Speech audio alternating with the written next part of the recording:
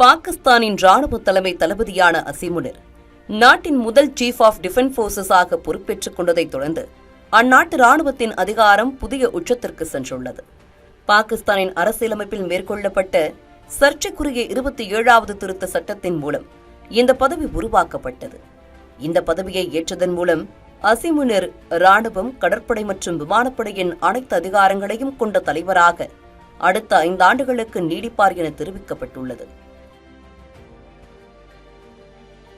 கடந்த 2022ஆம் ஆண்டு நவம்பரில் ராணுவ தலைமை தளபதியாக பொறுப்பேற்ற அசிமுனிர் அதற்கு முன்பு வரை quarter master general, Gujranwala core commander, ராணுவ உளவுத்துறை தலைவர் மற்றும் பாகிஸ்தானின் சக்தி வாய்ந்த உளவு அமைப்பான ISI தலைவராகவும் பணியாற்றியிருந்தார். முன்னதாக கடந்த 2019இல் அப்போதைய பிரதமராக இருந்த இம்ரான்கான் அவரை ISI தலைவர் பதவியில் இருந்து 8 மாதங்களில் நீக்கினார். அதற்கான காரணங்கள் ஏதும் இன்று வரை வெளியாகவில்லை. பின்னர் நாடாளுமன்ற உறுப்பினர்கள் இம்ரான்கானை பதவியில் இருந்து அகற்றியதை அடுத்து இறுதியாக உருவான ஷெபாஸ் ஷெரீப் அரசு முனிரை மீண்டும் ராணுவ தலைமை தளபதி பொறுப்பில் அமர்த்தியது. இந்நிலையில் தற்போது அவர் அடுத்த கட்டமாக சீஃப் ஆஃப் டிஃபென்ஸ் போர்சஸ் என்ற உயர்ந்த நிலையை அடைந்துள்ளார்.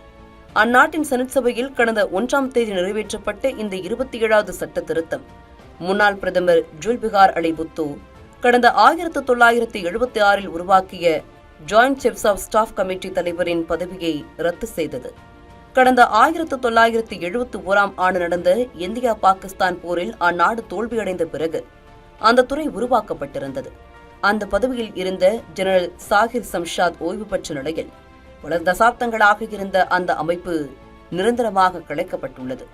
240 மில்லியன் மக்கள் தொகை கொண்ட அணு ஆயுத சக்தியான பாகிஸ்தான் உருவான 1947ஆம் ஆண்டு முதல் ராணுவமும் குடியரசு ஆட்சியும் மாறி மாறி அந்நாட்டை ஆண்டு வந்தன. கடைசியாக கடந்த 1999ஆம் ஆண்டு ஜெனரல் பர்வேஸ் முஷாரப் ராணுவ புரட்சியை ஏற்படுத்தி ஆட்சியை பிடித்து கடந்த 2008ஆம் ஆண்டு வரை அதிபராக இருந்தார். அதன் பிறகு அங்கு அதிகாரப்பூர்வமாக குடியரசு ஆட்சி நிலவி வந்தாலும் அரசியல், பொருளாதாரம் உள்ளிட்ட அனைத்து துறைகளிலும் ராணுவத்தின் செல்வாக்கு மேலோங்கியே உள்ளது.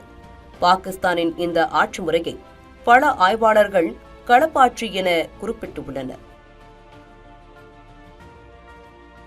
இந்த சூழலில் தற்போதைய 27வது திருத்தம் எஞ்சியிருந்த சமநிலையையும் மேலும் கூடுதலாக ராணுவ வசம் தள்ளி உள்ளது. குறிப்பாக ராணுவத்தின் தலைமை தளபதி மற்ற 2 படைகளின் தளபதிகளை விட மேலான நிலைக்கு உயர்த்தப்பட்டு நாட்டின் அணு ஆயுதங்களின் முழு பொறுப்பும் ஒருவரின் கைகளில் ஒப்படைக்கப்பட்டுள்ளது. இதன் மூலம் முப்படைகளின் மொத்த கட்டுப்பாடும் அதிபர் மற்றும் அமைச்சரவையிடம் இருந்து கைமாறி நேரடியாக பாதுகாப்பு படைகளின் தலைமை தளபதியிடம் கொடுக்கப்பட்டுள்ளது. இந்த புதிய பதவியின் மூலம் அசிமுனிரின் பதவிக்காலம் மீண்டும் புதிதாக தொடங்கியுள்ளது. இந்த புதிய திருத்த சட்டத்தின்படி அவர் குறைந்தபட்சம் 2030ஆம் ஆண்டு வரை இந்த பதவியில் நீடிப்பார் என தெரிவிக்கப்பட்டுள்ளது. ஏற்கனவே இருந்த சட்டத்தின்படி அசிமுனிர் தற்போது ஓய்வு பெற்றிருக்க வேண்டிய நிலையில் கடந்த ஆண்டு மேற்கொள்ளப்பட்ட சட்ட திருத்தத்தின் மூலம் முப்படை தளபதிகளின் பதவிக்காலம் 3 ஆண்டுகளில் இருந்து 5 ஆண்டுகளாக நீட்டிக்கப்பட்டது. அதன்படி அசிமுனிர் வரும் 2027ஆம் ஆண்டு நவம்பர் வரை ராணுவ தலைமை தளபதி பொறுப்பில் தொடரும் நிலை உருவானது. ஆனால் தற்போது கிடைத்துள்ள இந்த புதிய பதவியோ அவரது அதிகார பலத்தை கூடுதலாக 3 ஆண்டுகளுக்கு நீட்டித்துள்ளது. அசிமுனிருக்கு பாகிஸ்தான் அதிபருக்கு வழங்கப்படும் உயரடுக்கு பாதுகாப்பு வழங்கப்பட்டுள்ளதுடன் சீஃப் ஆஃப் டிஃபென்ஸ் போர்சஸ் என்ற பொறுப்பு மூலம் அதிபரைப் போலவே ஆயுள் முழுவதும் வழக்கு தொடர முடியாத நிலையை அவர் அடைந்துள்ளார். இந்த பாதுகாப்பு உச்சவரம்பு விமானப்படை மற்றும் கடற்படை தளபதிகளுக்கும் விரிவாக்கப்பட்டுள்ளதாக தகவல்கள் வெளியாகியுள்ளன. இப்படிப்பட்ட நிலையில் பதவிக்காலம் முடியும் தருவாயில் அசிமுனிர் தன்னை மீண்டும் நியமிக்கும்படி அதிபர் மற்றும் பிரதமரிடம் கோரிக்கை முன்வைத்தார் அது மறுக்கப்படும் வாய்ப்பு குறைவு என புவிசார் அரசியல் நிபுணர்கள் கருத்து தெரிவித்துள்ளனர். இம்மாதிரியான சட்ட திருத்தம் ராணுவம் மீதான அரசின் கண்காணிப்பை குறைக்கும் வகையில் அமைந்துள்ளதாக குறிப்பிட்டுள்ள அவர்கள் குடியரசு அரசின் நிர்வாக அதிகாரத்தின் கீழ் இருந்த வைஸ் சீஃப் ஆஃப் ஆர்மி ஸ்டாஃபை பரிந்துரைக்கும் அதிகாரம் உள்ளிட்டவை இனி CDF-இடம் இருக்கும் எனவும் தெரிவித்துள்ளனர். அதேபோல இஸ்லாமாபாத் அணு ஆயுத களஞ்சியத்தை மேற்பார்வையிடும் நேஷனல் ஸ்ட்ராட்டஜிக் கமாண்ட் தலைவரை தேர்ந்தெடுப்பதிலும் தற்போது ராணுவத்தின் குரல் மேலோங்கியுள்ளது. இந்த பதவிக்கான தேர்வு ராணுவத்தில் இருந்து எடுக்கப்பட வேண்டும் என்பதையும் அந்த நியமனத்தை செயல்படுத்த நீதியமைச்சர் CDF-இன் ஆலோசனைகளை பின்பற்ற வேண்டும் என்பதனையும் திருத்தங்கள் குறிப்பிடுகின்றன.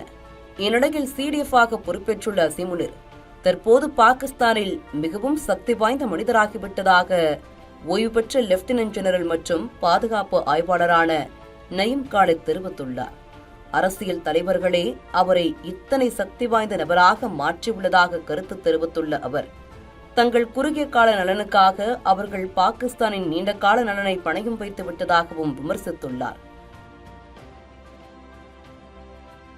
பாகிஸ்தானின் எதிர்காலம் வலுவான பொருளாதாரம் மற்றும் நிலையான அரசியலமைப்பை மட்டுமே நம்பியுள்ள நிலையில் தற்போது அவை இரண்டிலும் அந்நாடு பின்தங்கியுள்ளதாக துறை சார்ந்த வல்லுநர்கள் கருத்து தெரிவித்துள்ளனர். இந்த சூழலில் அசிமுனிர் அரசியலமைப்பு மாற்றங்கள் மூலம் ராணுவத்தின் பலத்தை இதுவரை இல்லாத அளவுக்கு உயர்த்தி இருப்பது அந்நாட்டின் எதிர்காலத்தை என்னவாக மாற்றப் போகிறது என்பதை பொறுத்திருந்துதான் பார்க்க வேண்டும். 13 years of trust, a revolution of gratitude, 100% assured appreciation. With gratitude, G-Square oda 13th year anniversary offer plot villa apartment எது புக் பண்ணாலும் 25 வருஷத்துக்கு பவர் இருக்கும், ஆனா EB bill இருக்காது. Up to 5 kilowatt solar panels with no additional cost ஓட கிடைக்கும். Zero EB revolution. To book, call 8939710009.